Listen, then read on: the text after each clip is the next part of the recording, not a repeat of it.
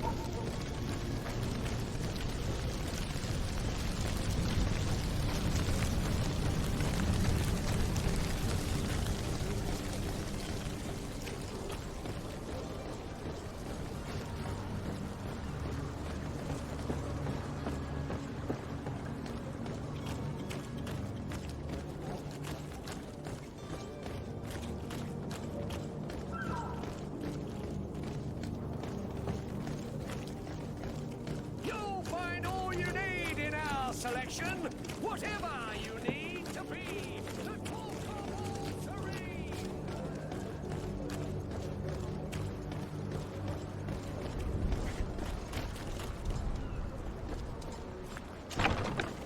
Here we are. Be careful. Fontaine won't be alone. He'll have his henchmen with him. A handful of underlings don't scare us away. Right, cousin?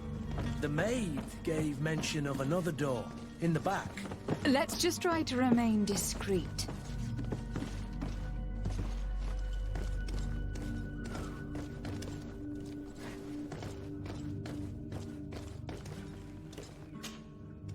Lady de Sade, what are you doing here? I have come looking for your son. The Naughts are worried about his disappearance. Those Naughts took him from us, but now we've got him back, and he'll be staying with us.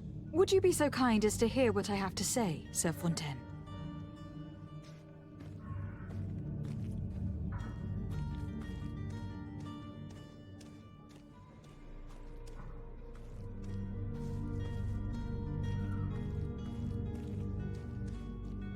You've taken your son against his will and have locked him up like merchandise in a warehouse. Is that what you call being a good father? As if you would know what it is like to be a parent. You are far too young to understand the way we feel. I looked into the contract that binds you to the Naughts. It was indeed you who ceded your son to them in exchange for help with your business with the bridge. It is so. But that sort of contract is ignoble. I never would have signed it if I had known. You should have thought of that before. Breaking the contract could have regrettable consequences for the congregation. The prince will know how to negotiate with the Naughts. If they take my son back, my wife will die of sadness. Her sadness would be all the more terrible if she learned of your role in this story. Don't you think? You wouldn't dare tell her. I beg you. You are not leaving me with a choice. Very well. Take the key and take him away. Cursed be the day I delivered my son unto the Naughts. All children leave the nest one day or another, sir. Farewell.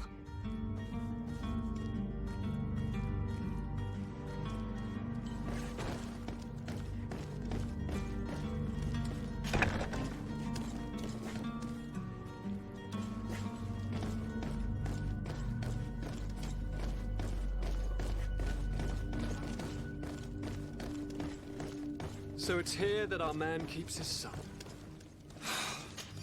Abusive fathers.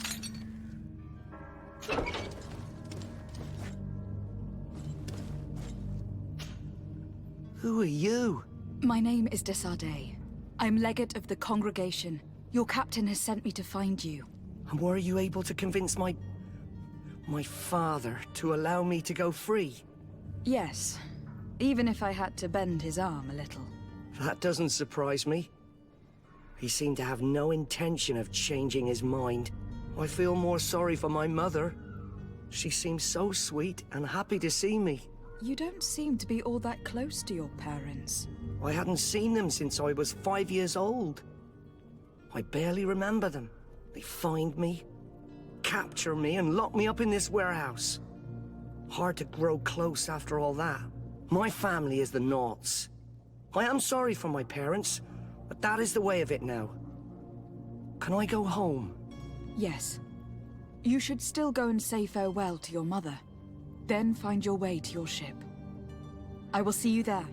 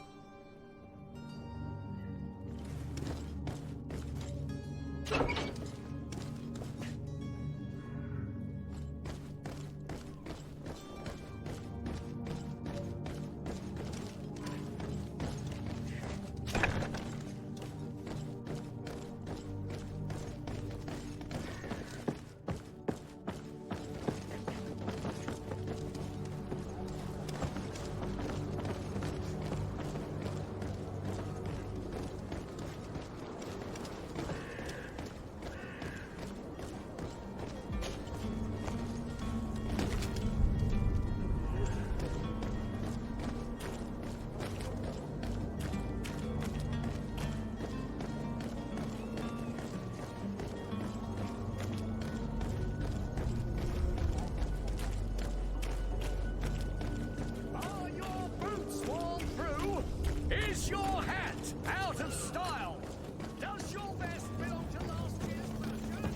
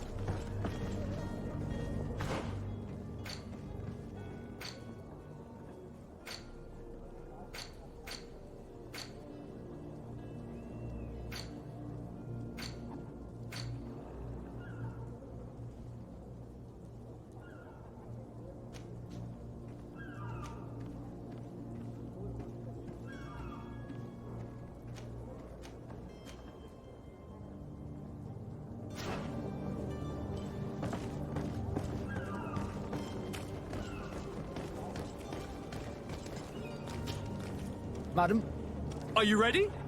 Can we weigh anchor? we should be able to set sail with the tide, as agreed upon. My cabin boy, Jonas, is back on ship. I have you to thank, I imagine. You do. It's a rather sad affair, and though solved, leaves a broken family behind. All we can do is plot a course. No one tells the wind what to do. I do thank you. I didn't think you'd go to so much trouble for a cabin boy. Your actions bring you honor.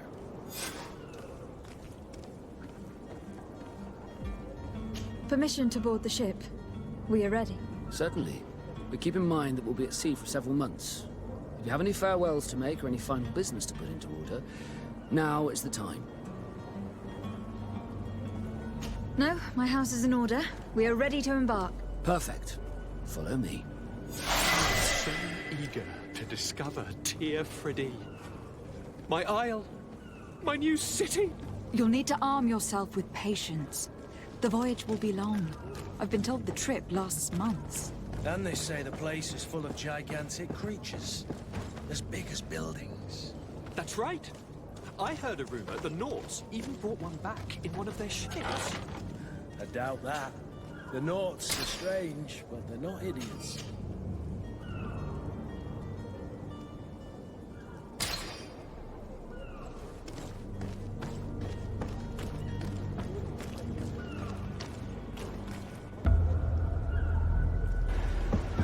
The beast is awoken! Those conniving, pista-stilling, bridge-building liars. The creature was supposed to be out for days. They'll pay for this. What the hell manner of cargo are you transporting? Help! We need ropes! We must contain it! Come now, let's lend them a hand.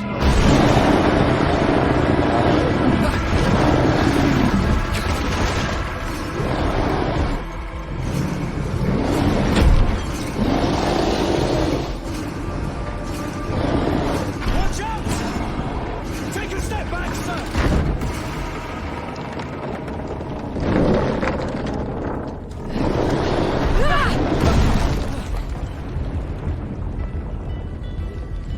Kurt! Captain! Keep my castle safe!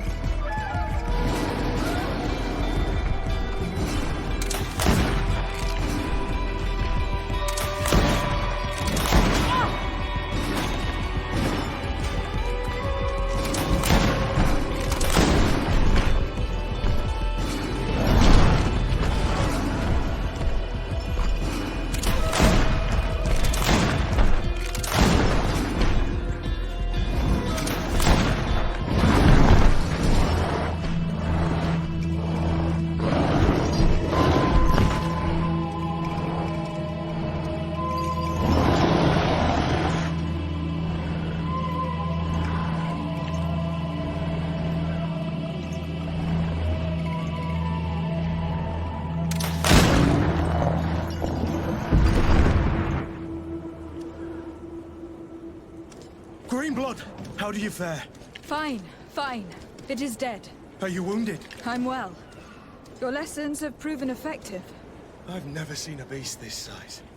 It's quite extraordinary. Cousin, what a fight. You were illustrious. I'm not of the same mind. I have the feeling it was already weakened. I did nothing more than finish it off. Your humility remains a constant. But believe me, that battle was absolutely epic.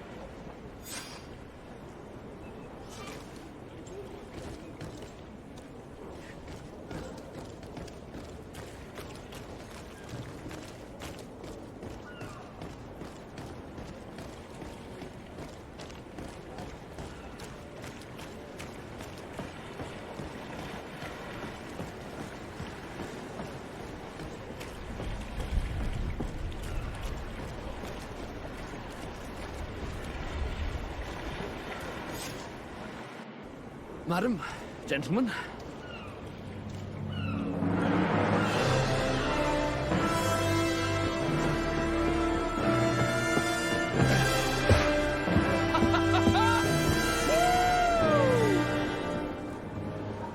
Your cousin's enthusiasm is most impressive. This journey is his long-awaited chance to prove his worth. He has a demanding father. More likely he's just happy to be free of this hornet's nest. I definitely know I am. That's certain.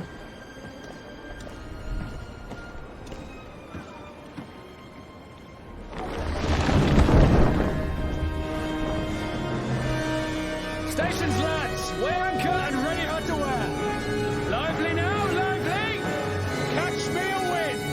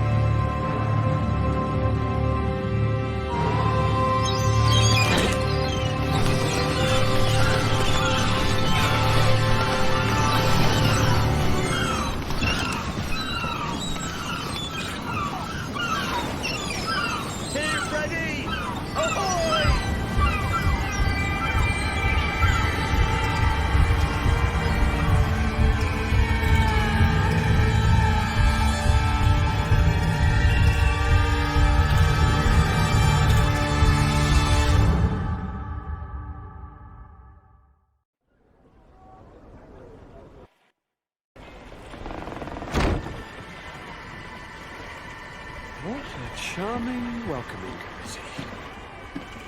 Gentlemen, I am Constantine of House Orsay, your new governor. I have no idea what sort of ceremony you've prepared for my arrival, but I would gladly skip it, so... indeed, these are rather peculiar customs. I see, it seems you are quite intent on serving me a drink. Hello? Cat got your tongue, gentlemen? Would it be those annoying beaks? I am truly sorry. These doctors should have shown a greater measure of courtesy. Thank you, dear doctors. Move along. Don't trouble the Naughts. Pay no attention to them. Instead, just drink. The long voyages at sea require the appropriate treatment as soon as we land. According to our scientists, without fortifiers, you might catch your death, and that would be quite regrettable. I should have chosen death. This concoction is liquid torture. I would think that they would have warned you on the ship. No, not in the slightest. And you must be Lady Morange, my predecessor. You are correct. There you are! To your health. Aha! You got your dose of bile too. Allow me to present to you Lady Morange, and to you, my dear lady, my most trusted cousin. Where is the captain?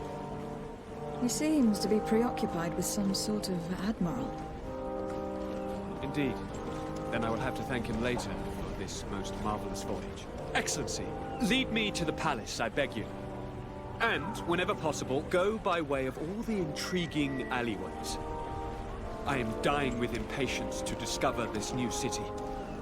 My city! Your Excellence! We must wait for our escort! No need. Have no fear, for I am here to defend you, my lady. I've been scullied. How so? My admiral laid me off. My cousin was nonetheless delighted with your services. I hope that there was no misunderstanding. None, I'm sure of it. She just ordered me to give you any assistance you might need. This request doesn't seem to please you. Don't take offense, but it's not pleasant for a captain to abandon his ship. In any case, here I am at your service, for a while.